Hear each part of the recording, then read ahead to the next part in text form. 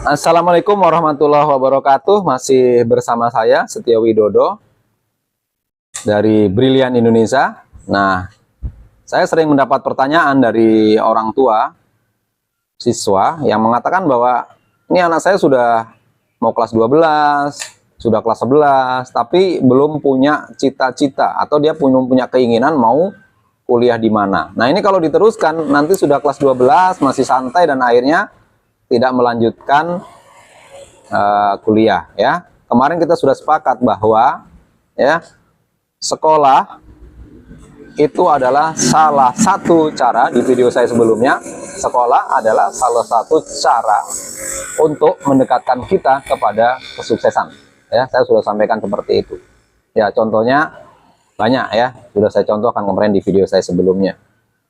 Nah, kalau seorang anak sudah nanti kelas 12, dia udah ada cita-cita nggak mau kemana, nah kan ya agak berbahaya gitu ya, agak berbahaya. Jadi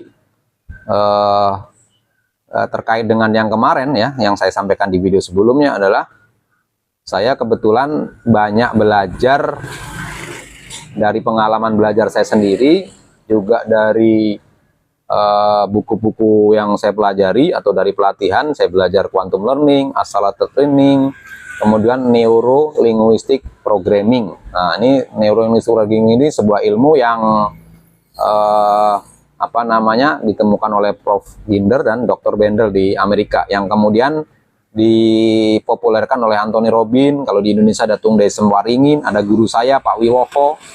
Nah, pemakaiannya banyak di banyak hal gitu, saya aplikasikan di dunia pendidikan ya. Nah, terkait dengan apa yang disampaikan oleh Ibu tadi, saya sudah tulis sebenarnya jawabannya di buku saya ini ya. Buku saya kebetulan terbitan itu Elek Media Koputindo, grupnya Gramedia. Semuanya buku saya nih. Ini untuk siswa, mahasiswa. Banyak yang dibahas di sini, bagaimana misalnya mendapatkan nilai A sebelum ujian. Itu sudah saya praktekkan dulu di UGM ya. Bisa dapat nilai A sebelum ujian, itu gimana caranya gitu. Oke. Kemudian ini ada yang untuk orang tua. Yang ini melengkapi ya, bisa untuk orang tua, untuk siswa, bisa juga untuk umum ya. Nah, jadi dari orang-orang yang sukses di sekolah dan kemudian juga sukses di karirnya, itu kita pelajari polanya. Seperti yang di inti dari neurolinguistic programming itu adalah mencontoh orang dari polanya itu, pola dia gitu ya. Misalnya kita ambil contoh ada Helmi Yahya. Helmi Yahya itu sukses di sekolah dan juga sukses di karirnya. Kemudian Sandiaga Uno ya, itu sukses di sekolah juga sukses karirnya. Terus kemudian ada namanya siapa namanya, Tung Desem Waringin, itu motivator pelatih sukses nomor 1 di Indonesia itu, dan lain sebagainya. Banyak orang yang sukses di sekolah, dan itu yang Mas Jaki itu pendiri Bukalapak, itu lulusan teknik informatika ITB dan lain sebagainya. Oke ya. Jadi kalau kita perhatikan itu ada 4 hal ya, ada 4 hal yang mereka miliki sehingga bisa sukses di sekolah dan juga sukses di karirnya ya. Terutama tadi menjawab pertanyaan yang Ibu tadi, itu bagaimana anak saya kemudian termotivasi untuk melanjutkan ke jenjang pendidikan yang lebih tinggi yang sesuai dengan yang dia inginkan. Ya, yang pertama, 4 hal yang mereka miliki itu adalah: 1, punya keyakinan yang memberdayakan. Ya, yang pertama adalah punya keyakinan yang memberdayakan. Nah, bagaimana menumbuhkan keyakinan ini? Banyak caranya. Kalau kita mau nyontoh misalnya Sandiaga, mau nyontoh Helmi Yahya, mau contoh Mas Jaki Bukalapak, itu kita tinggal, kalau ada bukunya kita beli bukunya di Gramedia. Kalau Mas Helmi ada, Mas Sandiaga itu juga ada, kita beli, kita suruh baca anak kita ya, disuruh baca. Itu cara yang pertama. Cara yang kedua, ini sering saya sampaikan gitu di seminar-seminar saya juga, seharusnya gini ya, saya sarankan nih kepada sekolah-sekolah yang mengadakan study tour itu ya, kalau bisa tidak hanya misalnya kalau ke Jakarta ke Monas, Lubang Buaya gitu ya. kalau ke Jogja itu mampir di Candi Borobudur gitu ya. Itu bagus ya, karena itu peninggalan sejarah yang harus kita tanamkan kepada siswa-siswa kita, kalau anak-anak kita gitu ya. Tapi ada juga yang penting adalah, kalau saran saya, harusnya kalau berkunjung ke Borobudur juga mampir ke misalnya UGM. Kemudian kalau ke Bandung ya mampir ke ITB, ke Jakarta ya mampir ke UI, kemudian ke UNJ gitu, ke Bandung ke UPI juga gitu. Jadi anak-anak kita ya kalau ke Padang ke UNAN, misalnya ke UNP atau ke USU di mampir gitu ya. Nah, tujuannya apa? Ini kalau orang tua kan biasanya kalau ke apa namanya, mau beli mobil ada namanya test drive gitu. Ya, jadi kalau anak kita sudah pernah misalnya datang ke salah satu tempat, ini saya contohkan untuk anak saya ya, Kenji ya. Kenji 2 tahun yang lalu waktu saya rapat pengurus Kagama, saya kebetulan pengurus alumni UGM Provinsi Jambi, saya ajak anak saya gitu. Jadi saya ajak, kemudian saya ikutkan di acara itu, nengok suasana di gedung pusat. Kemudian saya punya ponaan yang sudah masuk dulu di UGM teknik biomedik, kemudian diajak keliling UGM sama dia, nginjak-nginjak lah rumput UGM itu, masuk perpustakaannya, makan soto di UGM dan lain sebagainya. Nah, ternyata setelah itu dia punya pikiran, pokoknya saya harus kuliah di UGM ya, nah, gitu. Dan akhirnya apa yang terjadi tahun 2024, beneran dia kuliah di UGM, gitu ya. Jadi kalau misalnya dari sekolah study tournya belum mampir ke situ, ya saya sarankan ya kepada orang tua yang sering jalan-jalan itu, mampirlah ke kampus-kampus yang mungkin menjadi cita-cita, yang akan menjadi cita-cita anak-anaknya, masuk ke SETAN, datang ke IPDN, dan lain sebagainya. Itu salah satu cara efektif untuk menumbuhkan keyakinan ya. Kemudian dulu saya punya siswa juga waktu saya masih di bimbel saya sebelumnya. Jadi saya punya Brilian Indonesia, tapi saya sebelumnya bekerja sebagai kepala cabang salah satu bimbel nasional terbesar itu. Waktu saya punya siswa namanya Mas Danang ya, Mas Danang itu siswa saya. Orang tuanya datang ke tempat saya, kemudian dia mengatakan, "Mas, apa yang Mas lakukan terhadap anak saya gitu? Kok di kamarnya penuh tulisan tuh UGM, UGM gitu ya, ITB gitu kan ya. Jadi banyak tulisan kampus-kampus ini ini ditulisin gambar ya. Jadi cara menumbuhkan keyakinan juga bisa begitu, ditempel apa yang dia inginkan gitu. Jadi alhamdulillah juga yang terjadi, Mas Danang itu ya itu lulus di UGM, dan setelah itu malah dia ikut program fast track itu di fakultasnya itu langsung S2. Kemudian dia jadi dosen ya, sekarang jadi dosen di UPN ya, UPN Veteran Yogyakarta. Jadi cara menumbuhkan keyakinan itu tadi salah satunya adalah ya, ini banyak caranya. Satu itu apa namanya, disuruh baca itu biografi tokoh-tokoh yang sukses sekolah dan karirnya. Yang kedua, bisa dengan mendatangi tempat-tempat yang anak kita ingin ditanamkan dia nanti kuliah ke sana gitu.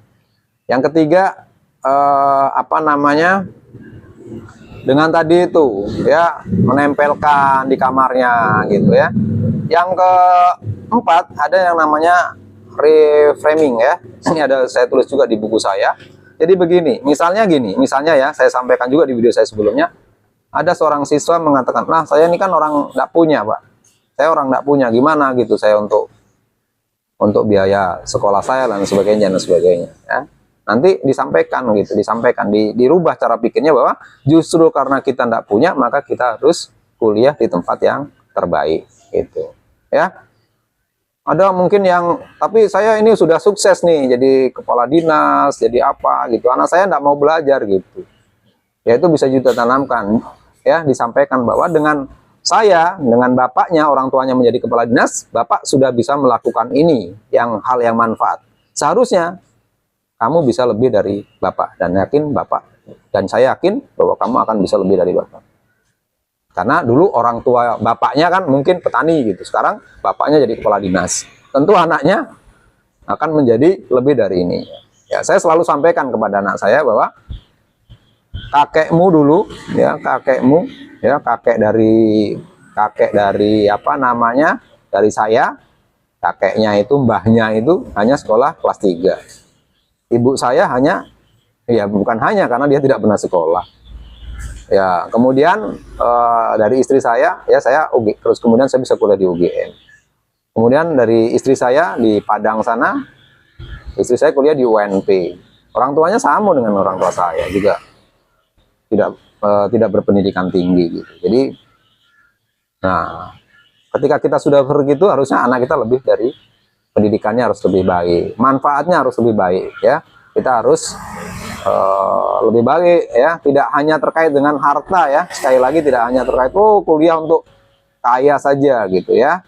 Nah, tapi untuk juga bermanfaat di lingkungan, itu juga saya lakukan. Jadi saya di sini ngurus segala hal lah.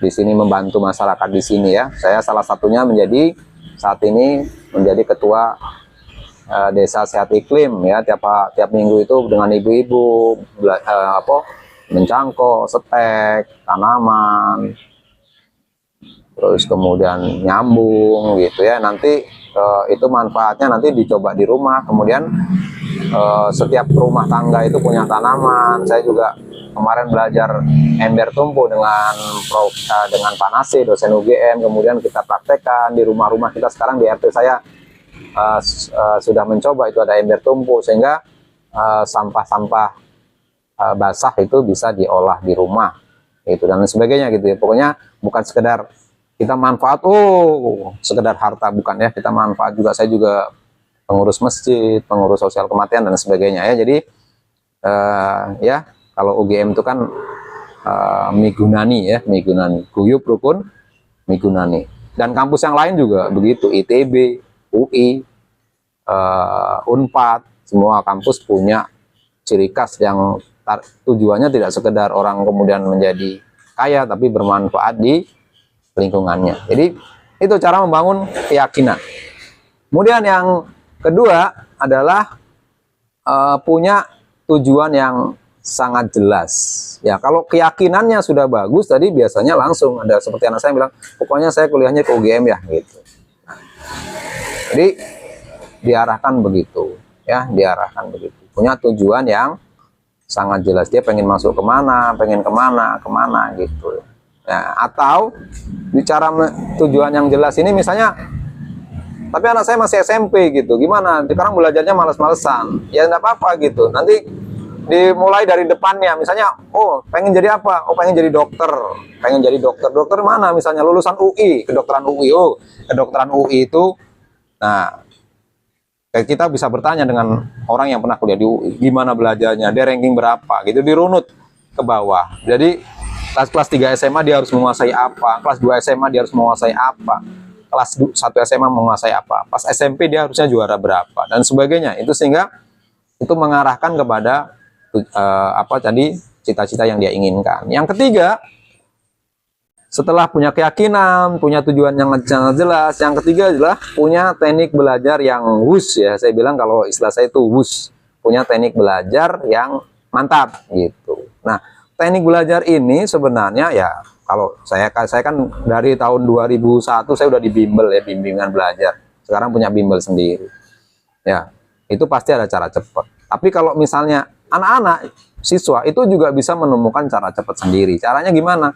Caranya adalah dengan banyak belajar gitu. Dari kita, inti semua pembelajaran itu mau di pesantren, mau di mana, itu adalah pengulangan gitu. Kalau kita sering mengulang, ya otomatis kita itu akan bisa. Ya, kalau kita sering mengulang, akhirnya ketemu cara yang tercepat gitu. Ya, nanti saya contohkan, ya. Kalau kita misalnya mencari 45 kali 45, itu kalau di kelas saya biasa ini kan, ya, nanti di video saya berikutnya saya ini kan, ya. 45 kali 45 itu kita hanya perlu satu langkah gitu. Kita hanya perlu satu langkah dengan tidak merubah cara yang biasa diajarkan di sekolah. 45 kali 45 nanti saya contohkan gitu, ya. 45 kali 45 itu ada 1, 2, 3, 4, 5 cara saya gitu. Tapi kalau Kalau kita nanti sudah masuk untuk menjawab soal UTBK, soal kedinasan yang kita butuh waktu sangat cepat, kita pakai cara yang tercepat, yaitu misalnya saya contohkan ya, 45 kali 45. Itu di atas 4 itu kan, di atas angka 4 itu kan ada angka 5 ya, jadi 4 kali 5, 20, 5-nya dikuadratkan, 20, 25. Ya, nanti secara khusus kita bahas.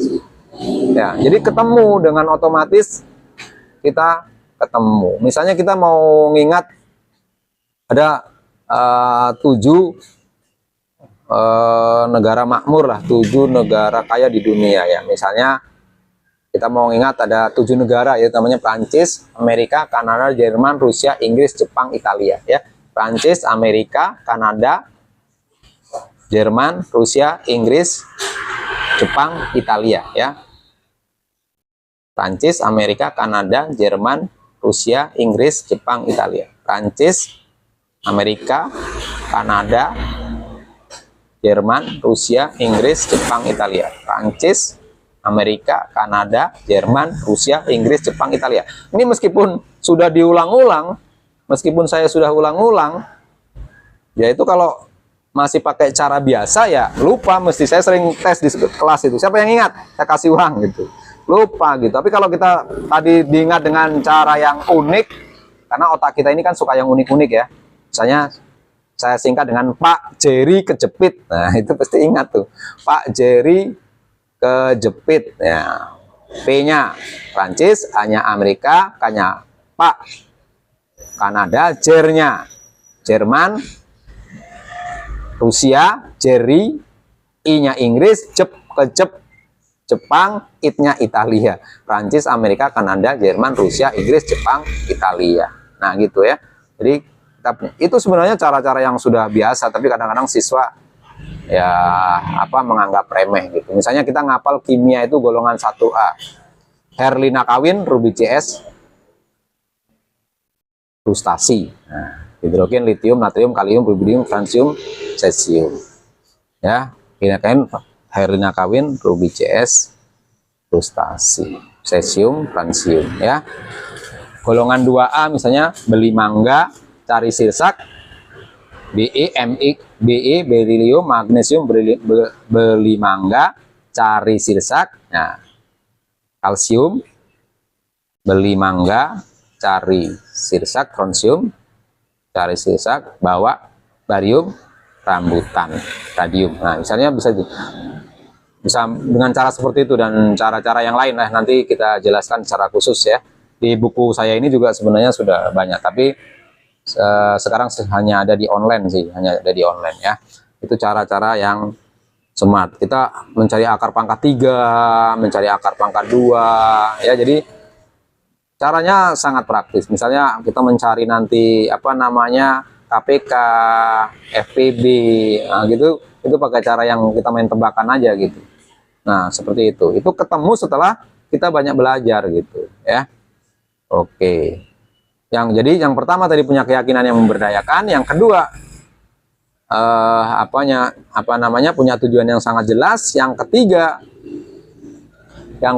itu adalah punya teknik belajar yang wus, dan yang keempat bertindak secara konsisten. Nah, ini yang paling susah ini, bertindak secara konsisten. Nah, bertindak secara konsisten. Jadi belajar harus terus-menerus ya, belajar terus-menerus. Saya dulu waktu SMA bisa belajar ya karena dulu nggak ada les dan sebagainya. Saya pulang sampai rumah itu jam 2, mulai jam 2 itu waktu 6 bulan terakhir saya minta izin sama orang tua tidak ke sawah lagi. Ya, jadi seperti itu ya. Bertindak secara konsisten, belajar dari pagi sampai bisa jam 2 malam.